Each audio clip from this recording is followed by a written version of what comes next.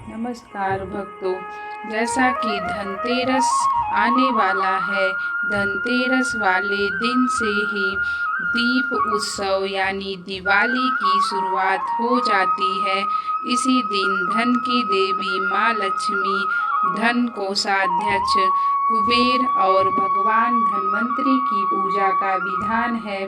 मान्यता है कि इस दिन विधि पूर्वक पूजन करने से घर में धन की कमी नहीं होती।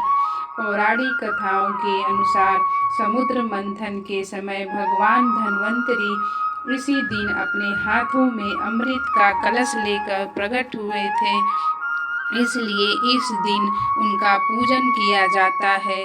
इस दिन बर्तन भी खरीदे जाते हैं। खरीदने की अलग ही परंपरा मानी जाती है, क्योंकि भारत त्योहारों का देश है। अब विभिन्न त्योहारों पर अलग अलग पौराणिक कथाएं प्रचलित हैं। इसी प्रकार धनतेरस पर भी यमराज की एक कथा बहुत प्रचलित है। कथा कुछ इस प्रकार है।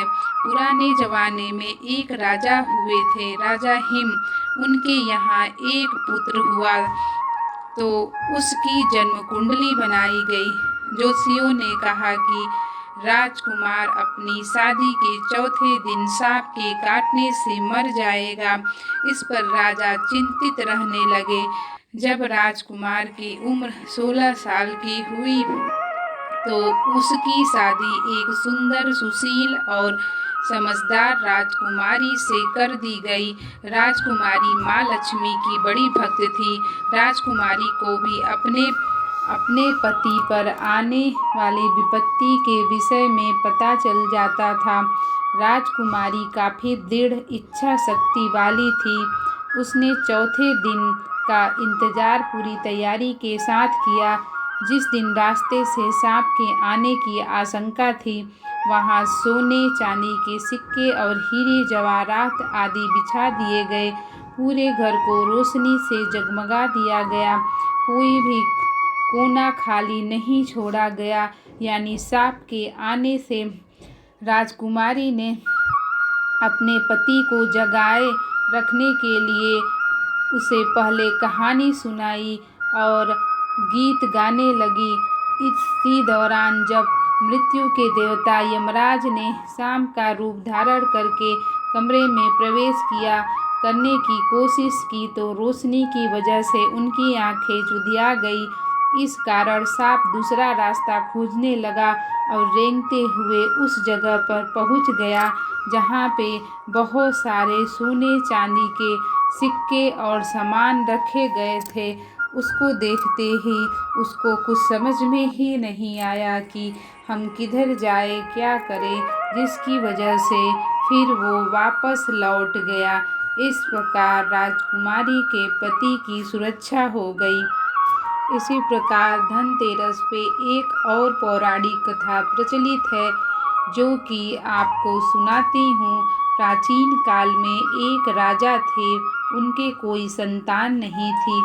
अत्यधिक पूजा अर्चना व मन्नतों के पश्चात दैव योग से उन्हें पुत्र प्राप्ति हुई।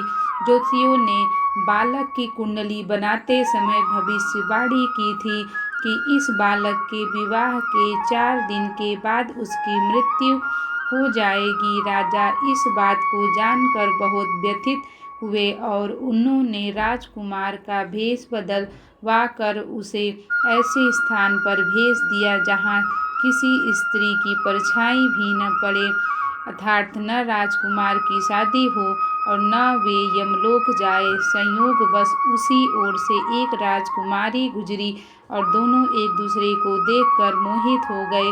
उन्होंने गंधर्व विवाह कर लिया। विवाह के ठीक 4 दिन पश्चात यमदूत उस राजकुमार के प्राण हरने आ पहुँचे। जब यमदूत राजकुमार के प्राण ले जा रहे थे तो उसकी नवविवाहिता का विलाप सुनकर उसका हृदय भी द्रवित हो उठा। लेकिन वे तो अपने कर्तव्यानुसार विधि के विधान के आगे असहाय थे। एक यमदूत ने यमराज से द्रविड़ हो विनती की, कहा, हे यमराज, क्या कोई ऐसा उपाय नहीं है जिससे मनुष्य अकाल मृत्यु के लेख से मुक्त हो जावे। यमराज ने उस दूत को जो उपाय सुझाया वह इस प्रकार था। यमराज ने कहा, कार्तिक कृष्ण पक्ष की रात जो प्राणी मेरे निमित्त पूजन करके दीपमाला दक्षिण दिशा की ओर भेंट करेगा उसके मन में कभी अकाल मृत्यु का भय नहीं रहेगा। यही कारण है कि धनतेरस वाले दिन घर के बाहर दक्षिण दिशा की ओर दीप जलाकर रखे जाते हैं, जिसके कारण यमराज हमें प्रताड़ित नहीं करते हैं और उनका डर भय हमें कभी सताता नहीं है। आइए भक्तों, जानते हैं कि हमें धनतेरस पर पूजा तो करते ही हैं, लेकिन पूजा में हम क्या न करें, क्या हमें कैसे नहीं करना चाहिए वो भी ध्यान में रखें। ठीक है, धनतेरस के दिन हमें कोई भी बुरा कार्य नहीं करना चाहिए, हमें किसी को परेशान नहीं करना चाहिए, अपने घरों की साफ सफाई रखना चाहिए, दीप प्रज्वलित करना चाहिए ताकि हमारे घर में लक्ष्मी और श्री गणेश जी का वास हो। आइए भक्तों, जान लेते हैं कि धनतेरस में पूजा करने के लिए हमें किन सामग्री की आवश्यकता होती है। तो सबसे पहले आप रोली, मौली, पान, सुपारी, अक्षत, धूप, घी का दीपक, तेल का दीपक, खील, बतासे, श्रीयंत्र, शंख, घंटी, चंदन, जलपात्र, कलश, लक्ष्मी, गणेश, सरस्वती जी का चित्र या प्रतिमा, पंचामृत, गंगाजल, सिंदूर, नैवेद्य, इत्र, जनेऊ, कमल का पुष्प, वस्त्र, कुमकुम, पुष्पमाला, फल, कपूर, नारियल, इलायची, दूर्वा। अब हम धनतेरस पर पूजा किस प्रकार करें।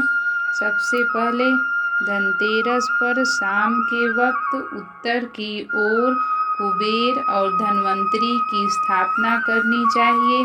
दोनों के सामने एक एक मुख का घी दीपक जरूर जलाना चाहिए। भगवान कुबेर को सफ़ेद मिठाई और धन्वंतरी को पीली मिठाई का भोग लगाना चाहिए। पूजा के दौरान ओम ह्रीं कुबेराय नमः का जाप करें। इसके बाद धन्वंतरी स्रोत का पाठ करें।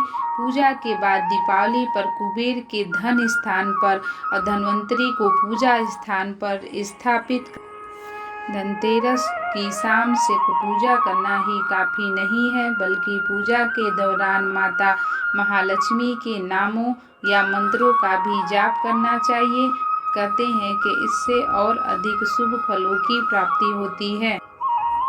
धनतेरस के दिन माता लक्ष्मी को, गणेश भगवान को आसन पर बैठाएं, उनको गंगा जल से स्नान कराएं, उनको रोली, रक्षण, चंदन लगाएं, पुष्पमाला समर्पित करें, फल, मेवा, मिष्ठान आप जो भी बनाए हैं उसको भी समर्पित करें और चांदी का सिक्का भी रखें और जो भी आपने नया सामान चांदी का खरीदा है वो भी आप रख सकते हैं और उसकी भी आप पूजा करें।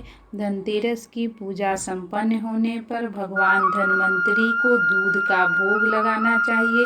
कहते हैं कि दूध का भोग लगाने से आरोग्यता का वरदान प्राप्त होता है।